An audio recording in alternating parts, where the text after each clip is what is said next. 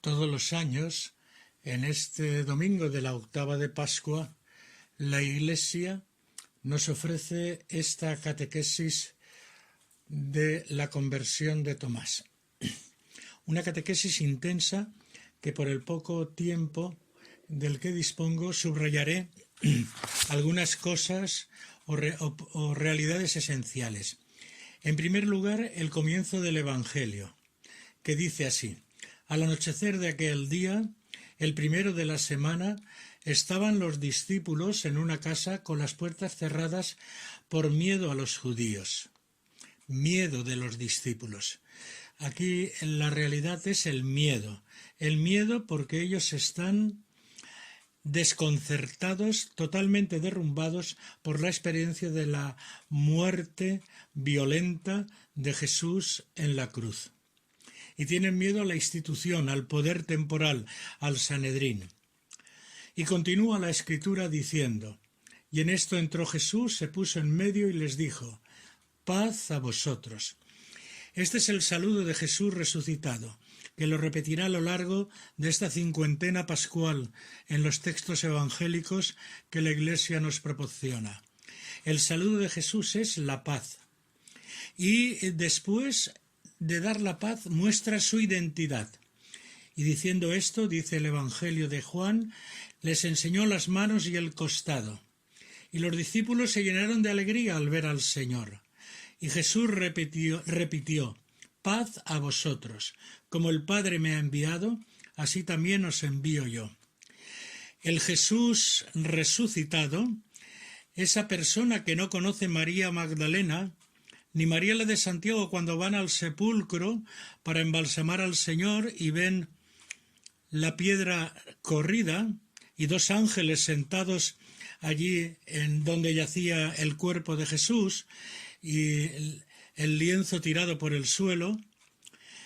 El Jesús resucitado, el irreconocible desde los ojos de la razón, pero sí desde los ojos de la fe, es el mismo que el Jesús muerto en la cruz.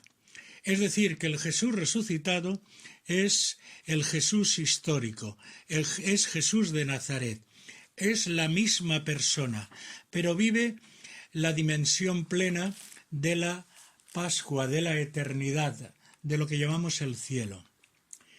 Me gustaría entrar ahora en este mandato del Señor. Recibid el Espíritu Santo. A quienes les perdonéis los pecados, les quedarán perdonados. A quienes se los retengáis, les quedarán retenidos. Este es el poder, la misión que da Jesús a su Iglesia, a la comunidad apostólica, a los apóstoles. Y por la sucesión apostólica ha llegado hasta nuestros días. Solo Dios puede perdonar los pecados a través de su Iglesia. Ninguno de nosotros, individualmente, podemos perdonarnos los pecados, porque la fe cristiana no es una ética solamente. No, la fe cristiana es una adhesión a la persona de Jesús resucitado, viviendo esa experiencia de conversión, de transformación de la fuerza de su Espíritu en nosotros. Por eso la Iglesia ha recibido esta misión. Y la objetivación de que en tu vida Dios te ha perdonado es el sacramento de la reconciliación. Y ahora quiero entrar en la persona de Tomás. Tomás, llamado el mellizo, no estaba con ellos cuando se aparece Jesús a la comunidad apostólica. No estaba con ellos. ¿Qué le pasa a Tomás? ¿Quién es este Tomás? Tomás es la típica persona racional, calculadora, que le cuesta fiarse y confiarse. Pero es una persona de gran corazón, que ha amado a Jesús con todo su ser, con toda su fuerza, y que al verlo colgado en la cruz ha quedado totalmente hundido, desconcertado, desorientado, sin esperanza en su vida, como los discípulos de Emaús, podríamos decir. No estaba con ellos, y cuando vuelve cansado, rendido, a casa de sus compañeros, donde está María en el centro de esa comunidad apostólica, se encuentra con esa alegría y con ese testimonio de los apóstoles. hemos visto al Señor. Y la increencia, la racionalidad, el cálculo, si no veo en sus manos la señal de los clavos, si no meto el dedo en su agujero de los clavos y no meto la mano en su costado, no lo creo. Es decir, si no lo compruebo, si no lo palpo, si no lo veo, no creo en Dios. Es un fantasma, es una invención, es una ideología, es una filosofía. No es verdad que la persona de Jesús esté resucitada. Eso es parte de una historia ya pasada de hace 2000 años. Ese cálculo racional, pero ese corazón con pasión, ese es Tomás.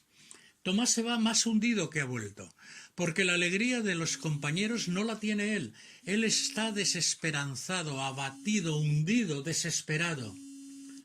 Y lo curioso es que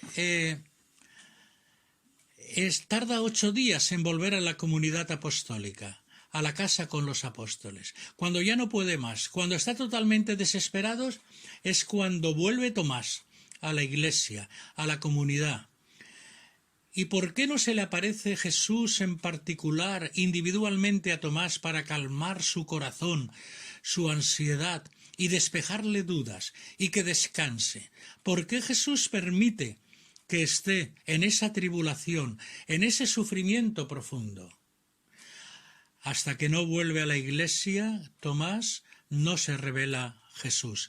Pero no se le revela individualmente, particularmente, como a veces queremos nosotros, esa revelación particular, sino que se revela en la iglesia y a través de la iglesia. Por eso la interpretación de los evangelios de la Sagrada Escritura nos la favorece y tiene la autoridad de interpretación el magisterio de la Iglesia, no cada uno de nosotros a nivel subjetivo o particular. Cuando Jesús se aparece, el mismo saludo, paz a vosotros. Y entonces sí que se dirige a Tomás. Trae tu dedo, aquí tienen mis manos, trae tu mano y métela en mi costado. Y no seas incrédulo, sino creyente. Y la respuesta de Tomás es arrodillarse, caer de rodillas y confesar, Señor mío y Dios mío. Nosotros somos esos bienaventurados de los que creemos sin haber visto.